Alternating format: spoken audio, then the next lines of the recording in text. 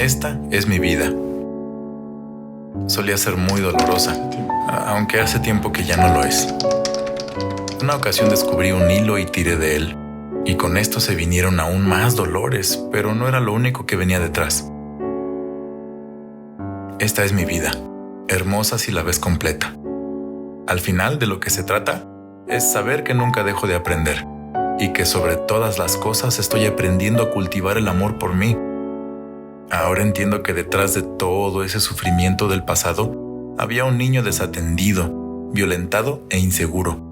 Un niño que necesitaba ternura y compasión. Todos somos ese niño. De alguna manera todos nos las arreglamos para crecer con esas mismas carencias. Bueno, no todos, pero creo que tú me entiendes. Sin saber cómo llegué a este momento, viví una depresión que me provocaba constantes pensamientos suicidas. Mi trabajo era muy estresante. Mi patrón también. No tenía tiempo de ver a mis amigos y mi alimentación era cada vez más descuidada.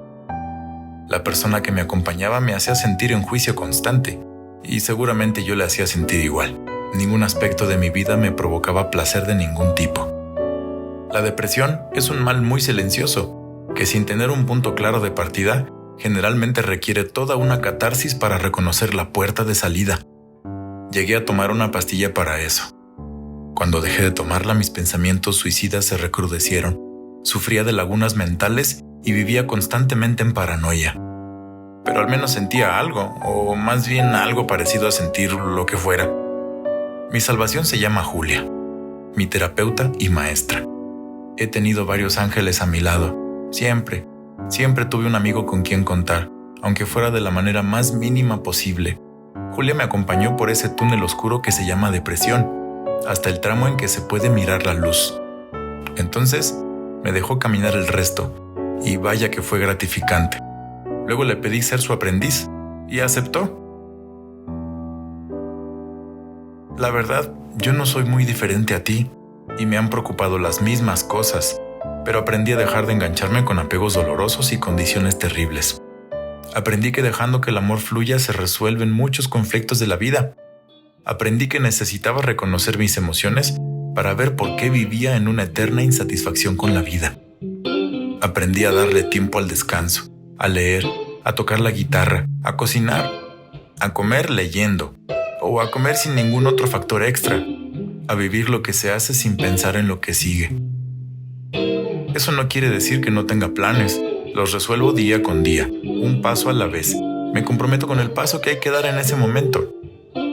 A veces me estreso, a veces me enfermo, pero cada vez menos. Y con esto no te estoy diciendo que soy un ejemplo a seguir. La verdad es que disto mucho de serlo. Con esto te digo que es posible vivir la vida sin angustia, sin estrés, sin dolor, y sí con mucho amor y conciencia. La conciencia de saber que lo único que controlo es la actitud con la que vivo mi vida, que es solo mía y que yo soy el protagonista. Se me subió un animal. Que puedo ver al otro con compasión sin necesidad de negar mi propia naturaleza. Que la aceptación del vacío que no se llena es a veces lo único que da un sentir de plenitud. Perdí a mi padre, a 3 de mis abuelos, a un amigo y a algunas otras personas.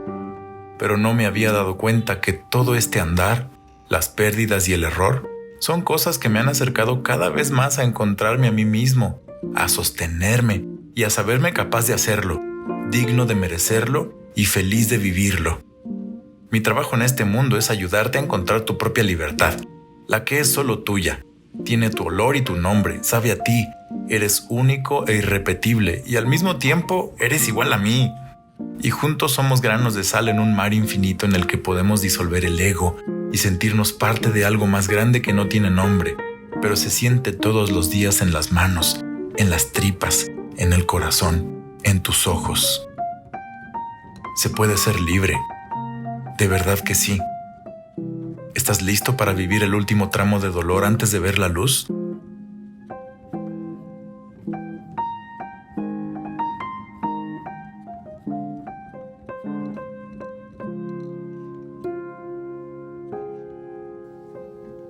¿Te pusiste aceite?